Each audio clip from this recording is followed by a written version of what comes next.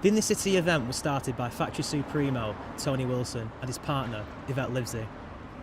The event brought the music industry to Manchester to discuss business by day and new bands by night. Set2Go is part of that legacy. Well, Set2Go started as a podcast idea, which it still is. I started a Storytime podcast in January, Storytime with Booms. That's me telling anecdotes about my time in the music industry or my time as a dad. So it's all stories. And at the end of every episode, I started putting an unsigned band on it, just as a way of giving a little platform. Because you can't always do it on radio, depending on what radio shows I've been presenting over the years. Sometimes I can help the unsigned bands, and sometimes I have no way of putting them out there at all. So the podcast is a nice little way of putting a band on each episode, band or artist on the end of it.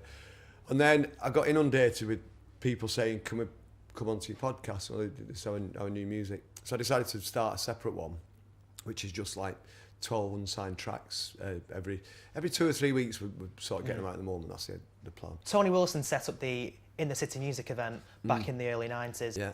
Do you think Set2Go has a similar potential?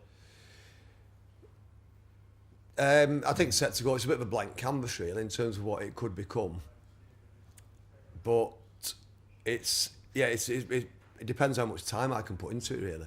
And I suppose how much money we can put behind it, that's a part of it as well. But yeah, it could become a music conference, it could become, we're talking about doing an app, we're talking about creating a Set2Go app.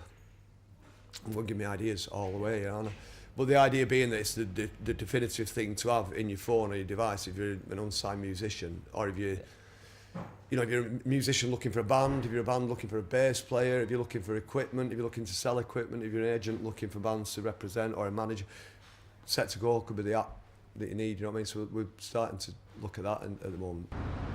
How does an event like this help you as an artist? It's good for most of the bands on today. I've gigged with quite a few of them, and it's nice to see each other again for a start. And it's good to meet new bands and stuff like that, and obviously get to chat to Clint and stuff and showcase what we've got, all together and stuff. It's pretty smart, yeah. What's unique about you as an artist? That's a tough question. I think all of us, all the bands, not just me, we all write our own stuff, and we're all doing it I like to think the proper way, gig grafting, gigging in all little venues around town and stuff like that, and up and down the UK and stuff like that. So it's not just me. I think we're all unique in our way, by doing it the proper way, really, all writing our own stuff, and so it's not just me. I think we're all unique. I'm not going to say I don't know how I'm unique personally. I think we're all I couldn't really say.